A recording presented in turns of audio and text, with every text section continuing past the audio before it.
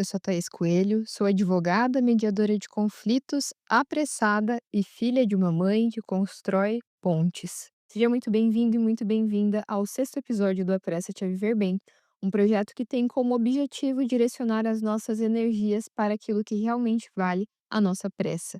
Construir uma vida valiosa, onde cada dia é uma existência completa. Essa é a segunda e última parte da eternização da minha mãe em alguns minutos de conversa. E eu me emocionei tanto com a devolutiva de vocês, se emocionando com o primeiro episódio que nós fizemos, ver como os filhos despertaram um olhar mais humano sobre os seus pais, ver os pais ressignificando a forma como lidam com a maternidade e a paternidade, foi uma experiência muito transformadora. Parece ter feito muito bem para muitas pessoas e, sobretudo, fez muito, muito bem para mim. Eu fico muito feliz em ver que a minha história vai reverberando em vocês, as minhas histórias com a minha mãe. E compartilhando com vocês algo bem especial dessa semana, eu conheci uma história que reverberou muito em mim. Ela me atravessou de uma forma tão significativa que todo episódio de hoje vai se basear nela. Então, enquanto eu dialogo com a minha mãe, eu trarei algumas pinceladas da história de uma mulher, que é uma filha que foi muito, muito longe. E ela é uma brasileira que, aos 24 anos, simplesmente cruzou o Oceano Atlântico sozinha em um veleiro de 26 pés, ou, para quem não sabe assim como eu o que que significa isso, de 8 metros de comprimento.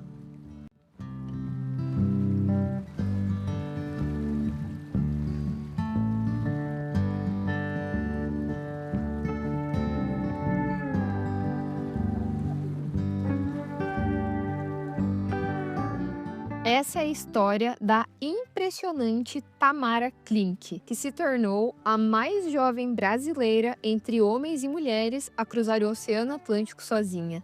Ao todo, foram 17 dias em alto mar para ela chegar até o Recife aqui no Brasil. E quando ela fez essa travessia, ela tinha 24 anos. Coincidentemente, nós duas temos a mesma idade. Então eu fiquei me questionando o seguinte: a minha cabeça de 24 anos, o que poderia ter vivido? Que vida é essa que essa menina teve para que com essa idade ela simplesmente ousasse pensar: "Não, eu acho que eu vou sair em uma expedição em alto mar sozinha e vamos ver aí no que vai dar, né?". Sonhar aos 24 anos em cruzar um oceano com certeza não é para qualquer um. E esse sonho teve muita influência pelo pai que a Tamara teve. Ela é filha de aquilo que é dito, pelo menos nas pesquisas que eu fiz, de um lendário navegador chamado Amir Klink, que foi uma pessoa que atravessou o Oceano Atlântico a remo em 1984. Eu procurei imagens sobre isso e eu fiquei perplexa. Com a Tamara eu já havia ficado perplexa, mas quando eu vi que o pai dela realmente usou um barquinho a remo para cruzar um oceano, eu entendi como foi possível ela ter lastro de imaginação para se imaginar fazendo uma viagem tão ousada quanto seu pai. É assim, para mim, algo inconcebível. Eu nunca me imaginei vivendo algo assim, até porque eu tenho muito medo de alto mar. Eu particularmente não gosto muito, tenho muito receio de me imaginar em qualquer circunstância em que eu preciso estar em algum barco. As experiências que eu tive até que foram tranquilas, mas particularmente não é algo que me chama muita atenção. Mas a Tamara colocou isso não apenas como um sonho, mas também se tornou a sua profissão. Se você, assim como eu, já ficou muito impressionado com uma garota de 24 anos cruzando um oceano, você vai ficar ainda mais boquiaberto com a viagem que veio na sequência. A Tamara simplesmente viveu uma invernagem. Será que você, assim como eu, também nunca ouviu falar nessa palavra? Porque eu só descobri o que era invernagem ouvindo a história da Tamara. E esse termo pode ser resumido como sendo um projeto de viagem que envolve você passar um inverno em um local isolado e na neve. E foi exatamente isso que a Tamara fez.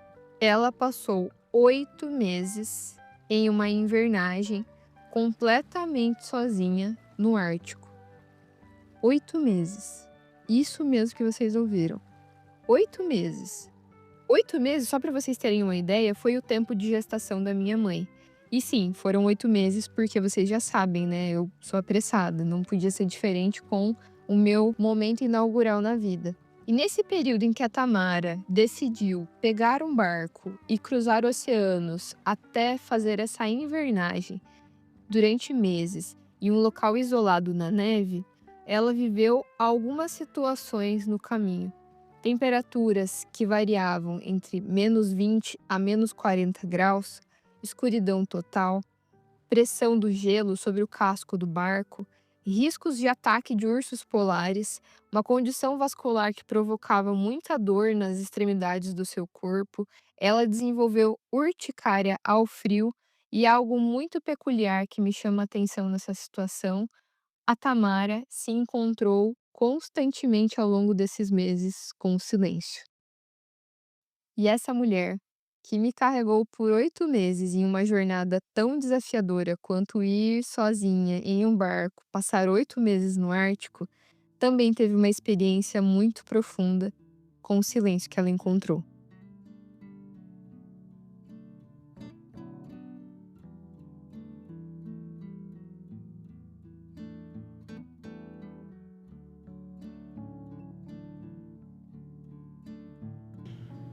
Meu pai, ele não falava, só que no domingo, quando nós foi dar banho, o Edson gostava de dar banho nele.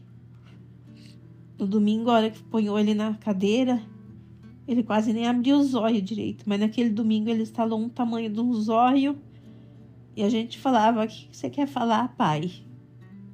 Só que ele não falava, né? Mas o olho dele queria falar alguma coisa. Eu acredito que ele queria agradecer tudo que, principalmente, o Edson está fazendo para ele naquele momento.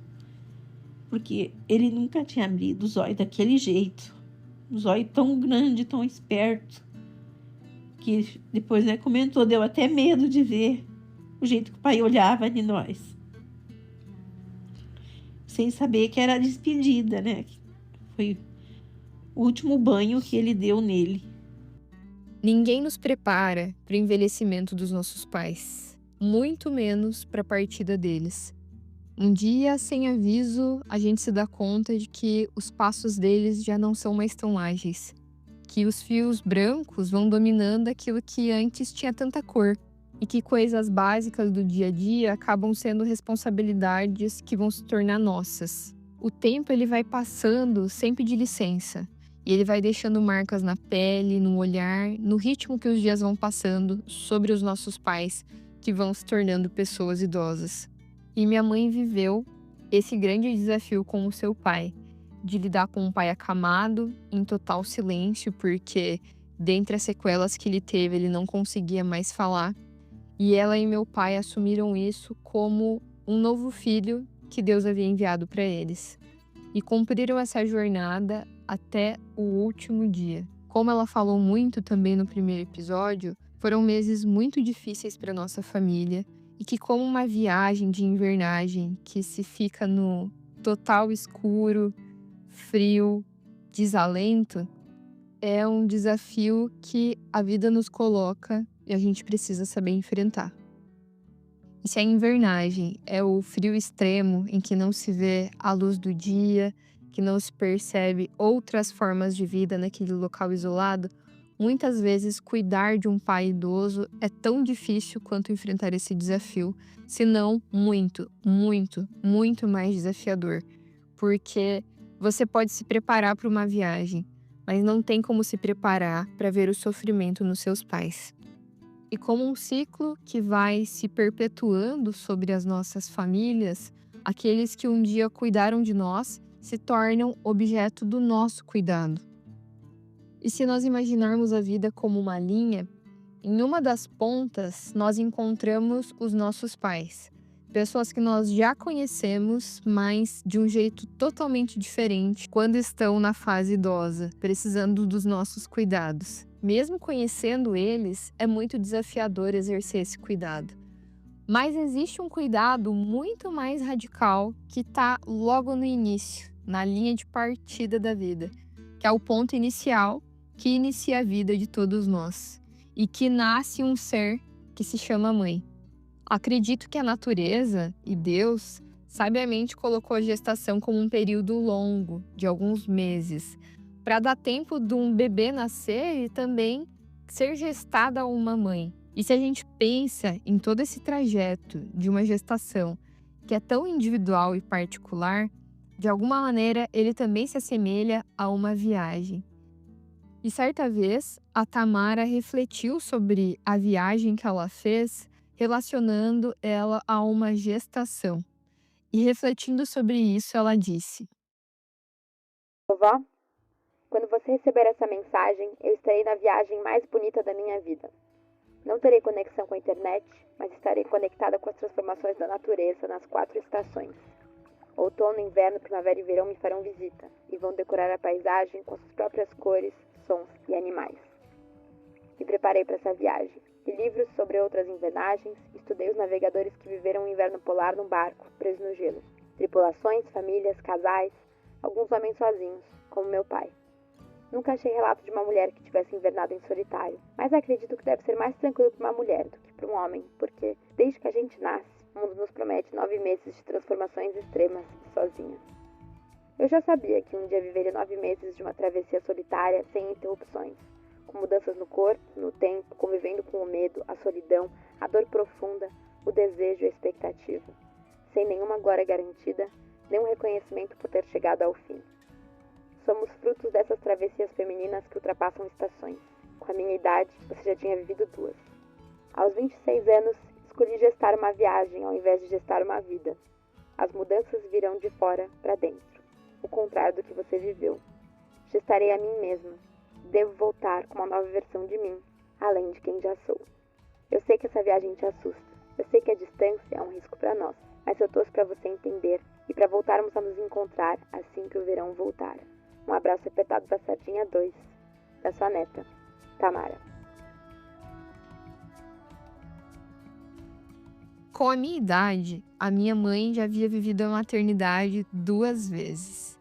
E esse papel na vida dela é tão importante que vai estar destacado em todas as próximas respostas que virão. Agora eu quero te pedir o que hoje na sua vida é o que mais te dá. Agora vamos mudar um pouco o foco, né? Vamos pensar em coisas boas. O que hoje na sua vida mais te dá felicidade? Estar junto com meu marido, né, nesse momento. E, como diz, saber que minhas filhas estão encaminhadas na vida. Não foi fácil lá atrás, mas o que foi plantado lá, elas estão colhendo hoje, né? De uma maneira ou de outra, elas estão tentando plantar alguma coisa também para elas colher lá na frente. Então, isso me deixa muito feliz mesmo. E saber que nós plantou bem lá no passado para colher frutos hoje. E a Terezinha, criança, tá feliz olhando a Terezinha de hoje? Ah, sim, apesar de estar mais velha, com os cabelos brancos, mas me sinto uma pessoa bem mais madura, né? Amadurecida em tudo. E você se sente realizada com a vida que você tem hoje? Ah, sim. Não ia mudar nada hoje, ia deixar do jeito que tá. Só se mudar para melhor, mas o melhor só Deus sabe o que tá por vir, né? E eu fiz uma pergunta justamente nesse sentido. E hoje, o que você pensa para o seu futuro? Como é que você se imagina? Quais são os seus planos? Quais são os sonhos que você tem hoje, sabendo que as tuas filhas estão criadas? Hoje a Tereza e o Edson. Tereza, principalmente. O que ela quer para a vida dela? Eu tô esperando o meu aposento, né? E a hora que sair, eu pretendo, se Deus permitir, nós dois viajar um pouquinho mais junto, né? Que o Edson trabalhou a vida inteira e nunca teve tempo para férias, para nada. E eu junto, né? Eu trabalhava em outras coisas, mas por ele não sair, então nós sempre dedicou a nossa vida ao trabalho mesmo. E para as filhas. E para os filhos, né? Para as filhas. E agora, a hora que sair o meu aposento, que eu espero que saia logo, começar a viajar um pouquinho mais, curtir um pouco mais a vida.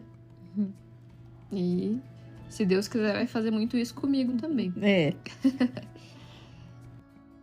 Vocês já notaram que os trajetos de vida que os nossos pais decidiram percorrer, de alguma maneira, são decisivos nas nossas trajetórias? O caminho que os nossos pais percorrem na vida costuma dar lastro para a extensão dos projetos que a gente ousa sonhar para as nossas vidas. E é muito difícil quando você vem de uma família de poucos recursos ou de uma família que acaba podando muito os teus sonhos. É difícil romper com essa estrutura e imaginar que você pode viver uma vida diferente a partir dessas trajetórias das pessoas que nos criaram. E observando por uma outra perspectiva, eu vejo como os caminhos que os nossos pais percorreram nos dão lastro para deixar as nossas pegadas. A vida dos nossos pais chega até uma certa altura e eu vejo que muitas vezes é até onde uma ponte começa. E por ali, muitas vezes os nossos pais vão ficar. Eles não vão atravessar essa ponte. Mas a confiança que eles nos dão na sua criação é capaz de solidificar essa ponte a chegar a certo ponto de que ela é um espaço firme onde nós, filhos, podemos transitar com segurança. A Tamara sonhou com a invernagem de uma maneira solitária por ser filha principalmente de um homem que percorreu lugares semelhantes e que de alguma maneira encorajaram ela a dar esse passo. A Tamara foi exposta a relatos de viagem e a carreira do seu pai como velejador desde muito pequena, e ela mesma diz: "Conheci o mar através das histórias dele antes mesmo de poder ver o oceano de fato. Eu tive o privilégio de poder sonhar com isso." E eu acredito que é no lastro de vida deixado pelos nossos pais que minha mãe responde a essas perguntas, como se ela fosse a continuidade daquele casal caboclo que viveu no interior do Paraná, em um mundo onde construir uma família era o maior e mais importante feito de alguém. E seguindo os passos que os pais dela deixaram, ela foi construindo também a sua vida. A última pergunta que eu quero te fazer é se você pudesse deixar uma mensagem para as pessoas, para elas terem uma vida tão tranquila, tão boa como a que você teve, para que elas pudessem se apressar a chegar a ter uma vida melhor.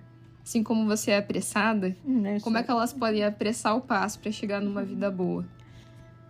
Apressar o passo é sempre fazer o bem, né? Não olhar a quem. A verdade prevaleça. Por mais que doa a verdade, sempre a verdade. E buscar caminhos novos, né? Principalmente o caminho de oração. A oração na minha vida sempre foi muito presente. Eu acho que é isso que me deixa fortalecida para os desafios da vida, né? E em relação ao estudo, se é para deixar uma mensagem para alguém, você é capaz. Se você lutar, se você der o primeiro passo, o segundo ele vai vir.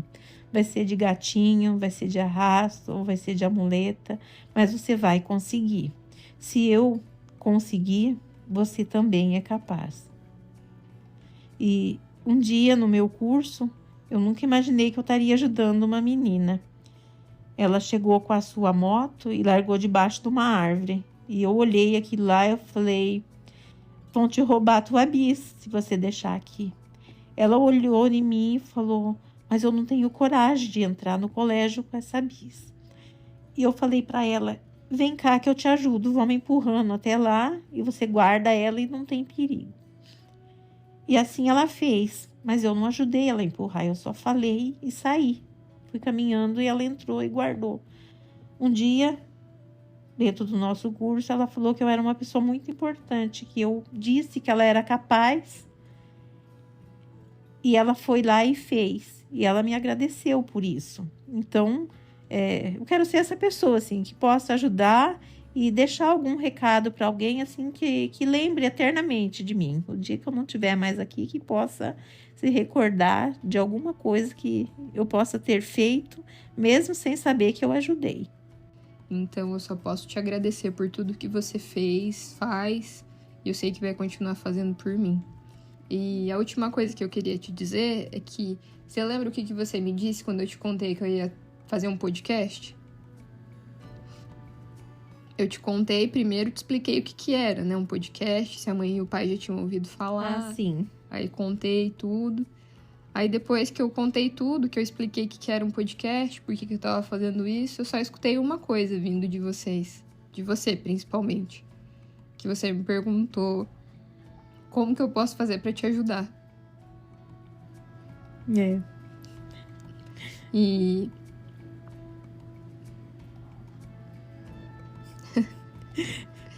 eu acho que sem o seu apoio, nada disso seria possível. Amo você. Eu também te amo. Me dá um abraço agora? Peraí.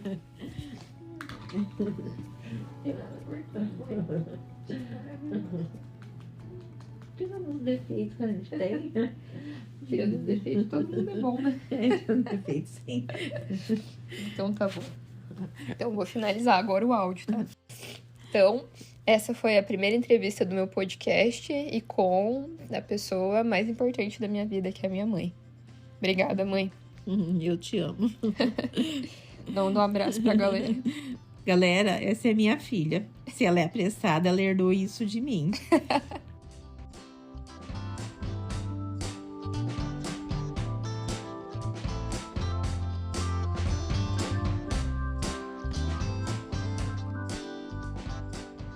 Eu acredito que tem certas experiências que somente uma mulher é capaz de encorajar outra.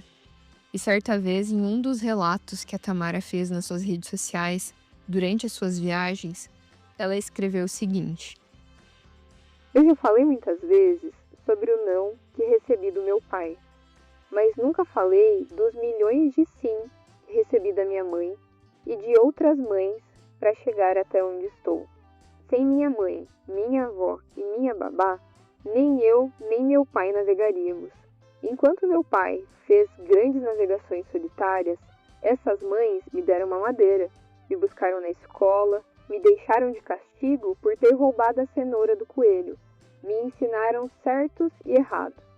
Contra minha vontade, minha mãe me levou na escolinha de vela, me esperou chegar por último nas competições e me dizia que o principal era ter autonomia. Não é de surpreender que eu tenha escolhido a profissão mais admirada que eu conhecia, navegação. A surpresa foi eu ousar escolher uma profissão onde a maternidade é improvável. Navegadores, pais ausentes. Que orgulho.